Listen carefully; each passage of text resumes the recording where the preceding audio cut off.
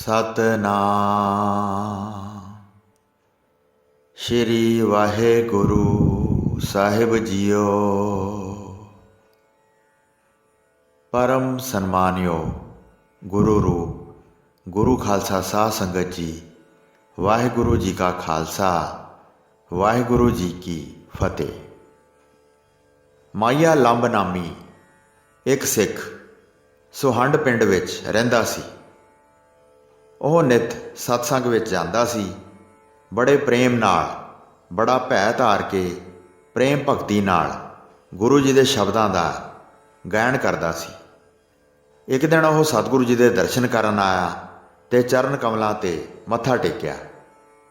कई दिन रह के पुछण लगा, हे निपुण गुरु जी, मैनू दसो सतसंगत जां गुरु के दरबार विच कई तां कामना धार के जाते हैं ते गुजारा करने वास्ते पदार्थ प्राप्त करते हैं ते उसे नाल खाण पीण करते हैं। कई सिख धर्म की कमाई करके सिखां नूं वरता के फिर भोजन करते हैं। जिहड़े कामना सहित हैं अते जिहड़े निष्काम हैं वह दोवें वेले कीर्तन करते अते सुनते हैं।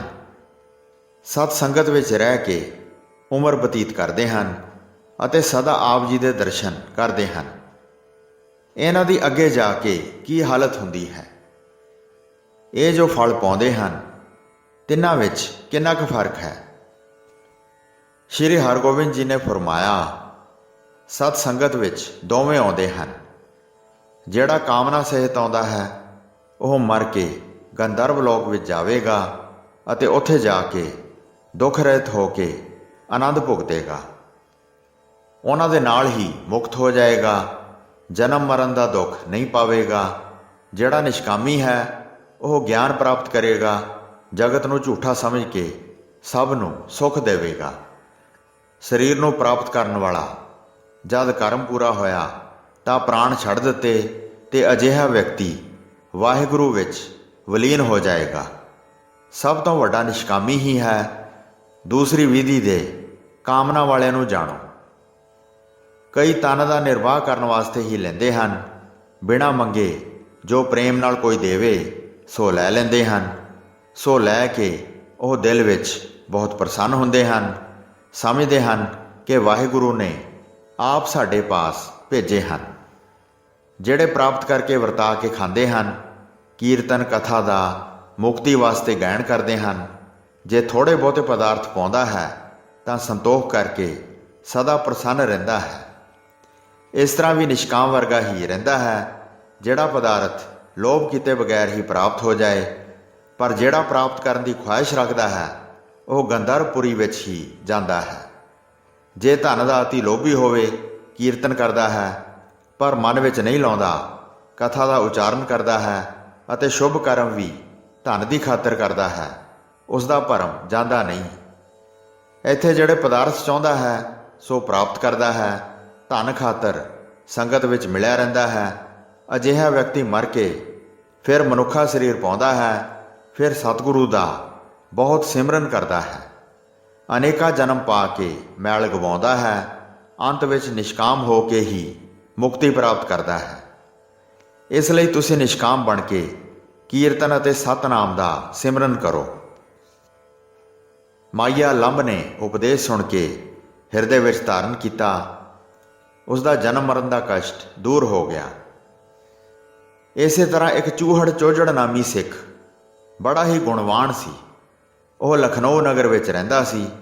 उठदा बैठदा लम्मा पिया चलदा होया काम करदा होया सदा ही सतनाम नूं संभाल के रखदा सी। वह चल के गुरु जी के दर्शन करने वास्ते आया। चरण कमलों ते बंदना करके उसने सिर निवाया। कई दिन दर्शनां वास्ते उत्थे ही ठहरिया। एक दिन सतगुरु जी नूं कहण लगा, सिੱਖੀ वेल का मूल की है? रूप का वर्णन करो जिवें सब प्राप्त करन। श्री गुरु हरगोबिंद जी ने कहा, मन नूं जिहड़ा सनेमर करते हाँ वो खेत है। गुरु शरधा उस खेत विच उंगरे बीज हैं। गुरु जी नाल प्रीत पक्की जड़ है। सतसंगत नाल जिहड़ा मिलाप करना है ये सिੱਖੀ दी वेल का वधना है। ਸ਼ੁਭ ਢੰਗ ਨਾਲ ਸੰਤਾਂ ਦੀ ਸੇਵਾ ਕਰਨਾ, ਲਗਰਾਂ ਨਿਕਲ ਰਹੀਆਂ ਕਥਨ ਕਰਦੇ ਹਨ।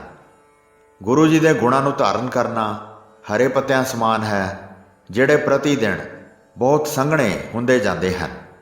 ਕੀਰਤਨ ਕਰਨਾ ਜਾਂ ਕੀਰਤਨ ਸੁਣਨਾ, ਇਹ ਇਸ ਵੇਲ ਨੂੰ ਪਾਣੀ ਦੇਣ ਦੇ ਬਰਾਬਰ ਹੈ। ਸ਼ਬਦ ਦਾ ਵਿਚਾਰ ਕਰਨਾ ਵੇਲ ਨੂੰ ਲੱਗੇ ਫੁੱਲਾਂ ਦਾ ਖਿੜਨਾ ਹੈ। ਕੀਰਤਨ ਕਰਨਾ ਅਤੇ ਸੁਣਨਾ ਇਹਨਾਂ ਫੁੱਲਾਂ ਦੀ ਸੁਗੰਧੀ ਹੈ। ਉਕਤ ਜੁਗਤ ਨਾਲ ਅੰਮ੍ਰਿਤ ਰਸ ਦਿਸ ਪੈਂਦਾ ਹੈ। ਵਿਸ਼ਿਆਂ ਤੋਂ ਵੈਰਾਗਮਈ ਰਹਿਣਾ ਵੱਡਾ ਖੇੜਾ ਹੈ। ਜਗਤ ਝੂਠਾ ਸਮਝਣਾ ਵੇਲ ਨੂੰ ਫਲ ਦਾ ਲੱਗਣਾ ਹੈ। ਬ੍ਰਹਮ ਆਨੰਦ ਦੇ ਰਸ ਨਾਲ ਪੂਰਾ ਹੋ ਜਾਂਦਾ ਹੈ। ਫਿਰ ਮਨੁੱਖ ਆਪਣਾ ਰੂਪ ਪਛਾਣ ਲੈਂਦਾ ਹੈ। ਇਹੀ ਸਵਾਦ ਪਾਇਆ ਮਨ ਵਿੱਚ ਜਾਣ ਲਓ। ਸਿੱਖੀ ਵੇਲ ਦਾ ਇਹੋ ਹੀ ਮੂਲ ਹੈ। ਇਹੀ ਸਿੱਖ ਗੁਰੂ ਨਾਲ ਪਿਆਰ ਕਰਦੇ ਹਨ। ਉਹੀ ਗੁਰਮੁਖ ਹਨ ਤੇ ਉਹੀ ਪਰਉਪਕਾਰੀ ਹਨ। ਉਹੀ ਗਿਆਨੀ ਹਨ ਤੇ ਉਹੀ ਭਗਤ ਹਨ। ਇਹ ਵਿਚਾਰ ਲਓ। ਉਹ ਜਗਤ ਵਿੱਚ ਮਹਾਨ ਸ਼੍ਰੋਮਣੀ ਹੈ।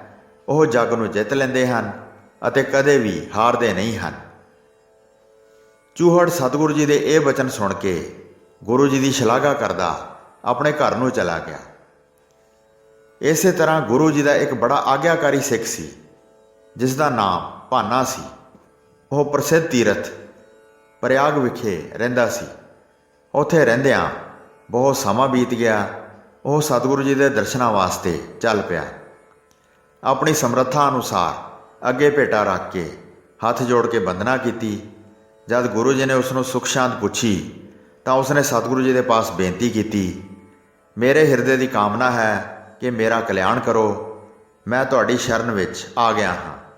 ਮੈਨੂੰ ਆਪਣਾ ਉਪਦੇਸ਼ ਦਿਓ, ਜਿਸ ਨਾਲ ਜਨਮ ਮਰਨ ਦਾ ਚੱਕਰ ਖਤਮ ਹੋ ਜਾਏ। ਸ਼੍ਰੀ ਗੁਰੂ ਹਰਗੋਬਿੰਦ ਜੀ ਨੇ ਕਿਹਾ, ਹੇ ਚਤੁਰ ਵੀਰ, ਧਰਮ ਦੀ ਕਮਾਈ ਕਰੋ। ਵਾਹਿਗੁਰੂ ਦੇ ਨਾਮ ਦਾ ਸਦਾ ਹੀ ਸਿਮਰਨ ਕਰੋ। ਉਸ ਨੂੰ ਕਿਸੇ ਵੇਲੇ ਵੀ ਨਾ ਵਿਸਾਰੋ। ਤਦ ਭਾਈ ਭਾਨੇ ਨੇ ਸੁਣ ਕੇ ਸਤ ਅਸਤ 'ਤੇ ਵਿਚਾਰ ਕੀਤੀ। ਫਿਰ ਗੁਰੂ ਜੀ ਨੂੰ ਪੁੱਛਣ ਲਈ ਬਚਨ ਉਚਾਰਨ ਕੀਤਾ।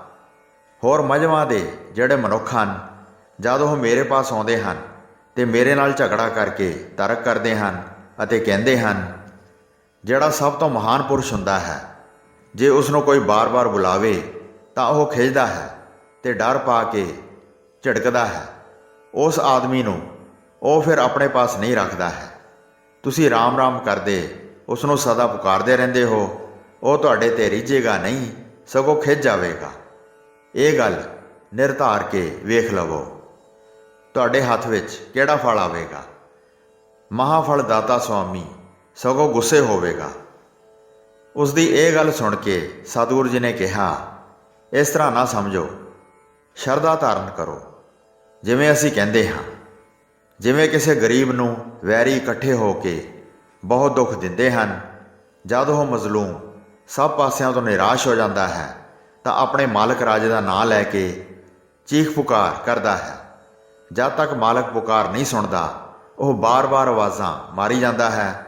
ਉਸ ਦੀ ਪੁਕਾਰ ਸੁਣ ਕੇ ਦੁਸ਼ਮਣ ਦੇ ਬੰਦੇ ਪਿਛਾਂਹ ਹਟ ਜਾਂਦੇ ਹਨ ਤੇ ਫਿਰ ਉਸ ਨੂੰ ਹੋਰ ਕਸ਼ਟ ਨਹੀਂ ਦਿੰਦੇ। ਉਹ ਵੈਰੀ ਆਪਣਾ ਬਲ ਉਸ ਵੱਲੋਂ ਰੋਕ ਲੈਂਦੇ ਹਨ। ਫਿਰ ਮਾਲਕ ਦਾ ਡਰ ਸਮਝ ਕੇ ਉਸ ਦੇ ਨੇੜੇ ਨਹੀਂ ਹੋ ਸਕਦੇ। ਜਿਹੜੇ ਰਾਜੇ ਦੇ ਨੌਕਰ ਹਨ, ਜੇ ਉਹ ਵੈਰੀਆਂ ਨੂੰ ਆਪਣੇ ਬੰਦੇ ਨੂੰ ਮਾਰਦਿਆਂ ਵੇਖ ਲੈਣ ਤਾਂ ਕਿਰਪਾ ਕਰਕੇ ਉਸ ਮਜ਼ਲੂਮ ਦੇ ਸਹਾਇਕ ਬਣਦੇ ਹਨ ਤੇ ਸਾਰੇ ਵੈਰੀਆਂ ਨੂੰ ਭਜਾ ਦਿੰਦੇ ਹਨ। ਜੇ ਰਾਜਾ ਵੀ ਪੁਕਾਰ ਸੁਣ ਲੈਂਦਾ ਹੈ ਅਤੇ ਜਾਣ ਲਵੇ ਕਿ ਮੇਰਾ ਨਾਂ ਲੈ ਕੇ ਪੁਕਾਰਿਆ ਹੈ, ਤਾਂ ਉਹ ਆਪਣੀ ਕਿਰਪਾ ਕਰਕੇ ਬਿਲਕੁਲ ਨਿਰਭੈ ਕਰ ਲੈਂਦਾ ਹੈ। ਸਾਰੇ ਵੈਰੀਆਂ ਨੂੰ ਮਾਰ ਕੇ ਮਹਾਂ ਸੁਖ ਦਿੰਦਾ ਹੈ। ਉਸ ਤਰ੍ਹਾਂ ਹੀ ਕਾਮ ਕ੍ਰੋਧ ਆਦਿ ਨਿਤ ਝਗੜਾ ਕਰ ਮਨੁੱਖ ਨੂੰ ਲੁੱਟਦਾ ਹੈ। ਪਾਪ ਰੂਪੀ ਭੈ ਸਦਾ ਹੀ ਦਿੰਦਾ ਹੈ। ਜੇ ਜੀਵ ਦੁਖਦਾਇਕ ਵੈਰੀਆਂ ਨੂੰ ਵੇਖ ਲਵੇ ਤਾਂ ਉਸ ਨੂੰ ਉਸੇ ਸਮੇਂ ਰਾਮ-ਰਾਮ ਦਾ ਉਚਾਰਨ ਕਰਨਾ ਚਾਹੀਦਾ ਹੈ। ਜੇ ਉਸ ਨੂੰ ਸੰਤ ਮਿਲ ਜਾਣ ਤਾਂ ਉਹ ਉਸ ਦਾ ਉਧਾਰ ਕਰ ਦਿੰਦੇ ਹਨ। ਕਾਮ, ਕ੍ਰੋਧ ਅਤੇ ਪਾਪ ਸਮੇਤ ਸਾਰੇ ਵੈਰੀਆਂ ਤੋਂ ਤੁਰੰਤ ਭੈ ਰਹਿਤ ਕਰ ਲੈਂਦੇ ਹਨ। ਪਰਮੇਸ਼ਰ ਸੁਣ ਕੇ ਕਿਰਪਾ ਕਰਦੇ ਹਨ। ਉਹ ਜਾਣਦੇ ਹਨ ਕਿ ਮੈਨੂੰ ਯਾਦ ਕਰ ਰਿਹਾ ਹੈ। ਬੜਾ ਆਤਰ ਹੋ ਕੇ ਮੇਰੀ ਸ਼ਰਨ ਆ ਪਿਆ ਹੈ। ਸਾਰੇ ਵੈਰੀ ਇਕੱਠੇ ਹੋ ਕੇ ਇਸ ਨੂੰ ਨਿਤ ਮਾਰਦੇ ਹਨ। ਤਦ ਪ੍ਰਭੂ ਕਿਰਪਾਲ ਆਪਣਾ ਧਰਮ ਪਛਾਣਦਾ ਹੈ ਤੇ ਸਾਰੇ ਬੰਧਨਾਂ ਦਾ ਨਾਸ਼ ਕਰਕੇ ਮੁਕਤੀ ਬਖਸ਼ਦਾ ਹੈ। ਅਬ ਚਲ ਸੁਖ ਪ੍ਰਭੂ ਦਾਤ ਵਜੋਂ ਦਿੰਦੇ ਹਨ। ਇਹ ਫਲ ਤਦ ਹੀ ਮਿਲਦਾ ਹੈ ਜਦ ਨਾਮ ਦਾ ਸਿਮਰਨ ਕਰਦਾ ਹੈ। ਸਤਿਗੁਰੂ ਜੀ ਨੇ ਫੇਰ ਕਿਹਾ, ਤੇਰੇ ਨਾਲ ਜੋ ਵਿਵਾਦ ਕਰਦੇ ਹਨ, ਪ੍ਰਭੂ ਦਾ ਸਿਮਰਨ ਕਰਨ ਤੋਂ ਤੈਨੂੰ ਰੋਕਦੇ ਹਨ, ਉਹ ਨਿੰਦਕ ਤੇਰੇ ਵੱਡੇ ਦੁਸ਼ਮਣ ਹਨ। ਉਹਨਾਂ ਬਰਾਬਰ ਹੋਰ ਕੋਈ ਦੁਖਦਾਇਕ ਨਹੀਂ ਹੈ। ਉਹਨਾਂ ਦਾ ਕੋਈ ਵੀ ਸੰਗ ਨਾ ਕਰੋ। ਉਹਨਾਂ ਨਾਲ ਮਿਲਣ ਤੇ ਬੋਲਣ ਨਾਲ ਵੀ ਪਾਪ ਪ੍ਰਗਟ ਹੁੰਦਾ ਹੈ। ਉਹ ਤਰਕ ਕਹਿ ਕੇ ਤੈਨੂੰ ਨਿਸ਼ਚੇ ਤੋਂ ਡੇਗਦੇ ਹਨ। ਹੋਰ ਉਹ ਤੈਨੂੰ ਖੋਟੀ ਮੱਤ ਵੱਲ ਪ੍ਰੇਰਦੇ ਹਨ। ਉਹ ਵਿਸ਼ਿਆਂ ਨੂੰ ਛੱਡਦੇ ਨਹੀਂ, ਉਹਨਾਂ ਵਿੱਚ ਹੀ ਲੱਗੇ ਹੋਏ ਹਨ। ਤੁਸੀਂ ਵਿਸ਼ਿਆਂ ਦੇ ਸੰਗੀਆਂ ਨੂੰ ਛੱਡ ਦਿਓ। ਉਹਨਾਂ ਦੀ ਸੰਗਤ ਕਦੀ ਨਾ ਕਰੋ। ਉਹਨਾਂ ਨੂੰ ਛੱਡਣ ਦਾ ਸਦਾ ਹੀ ਯਤਨ ਕਰੋ। ਗੁਰੂ ਜੀ ਦੀ ਇਹ ਗੱਲ ਸੁਣ ਕੇ ਭਾਈ ਭਾਨੇ ਨੇ ਪੁੱਛਿਆ, ਇਹ ਕਿਸ ਤਰ੍ਹਾਂ ਹੈ? ਵਿਸ਼ਿਆਂ ਨਾਲੋਂ ਵਿਸ਼ੇ ਮਨੁੱਖ ਵੱਡਾ ਦੁਸ਼ਮਣ ਹੈ। ਵਿਸ਼ਿਆਂ ਦੇ ਕਾਰਨ ਜਾਣ ਪੈਂਦੇ ਹਨ, ਪਰ ਵਿਸ਼ਿਆਂ ਦਾ ਭੁਗਤਾ ਤਾਂ ਕਾਰੇ ਸਮਾਨ ਹੈ।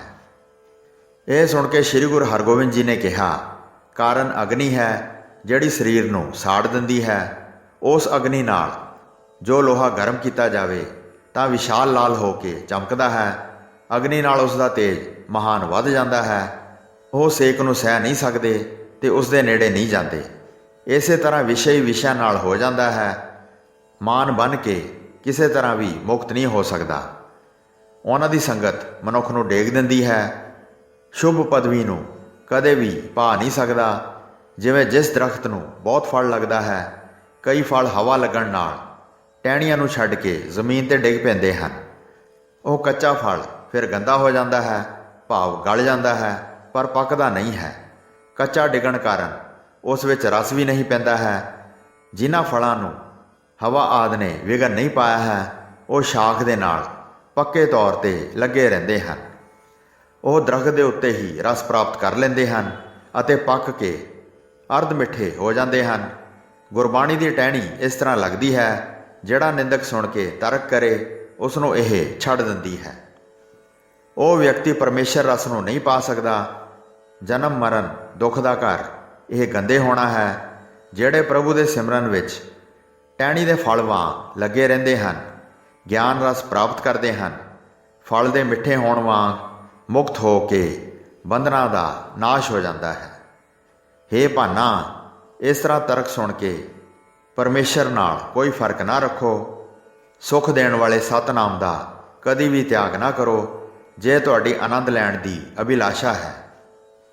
ਗੁਰੂ ਜੀ ਦੇ ਇਹ ਬਚਨ ਸੁਣ ਕੇ ਭਾਈ ਭਾਨੇ ਨੇ ਗੁਰੂ ਜੀ ਦੇ ਬਚਨ ਮੰਨ ਲਏ ਅਤੇ ਕਿਹਾ, ਐਸੇ ਗੁਣਾਂ ਦੀ ਖਾਨ ਸੱਚੀ ਗੁਰਬਾਣੀ ਹੈ।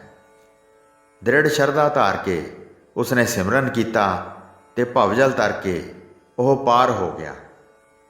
ਹੋਈਆਂ ਭੁੱਲਾਂ ਚੁੱਕਾਂ ਦੀ ਖਿਮਾ ਬਖਸ਼ਣੀ ਜੀ।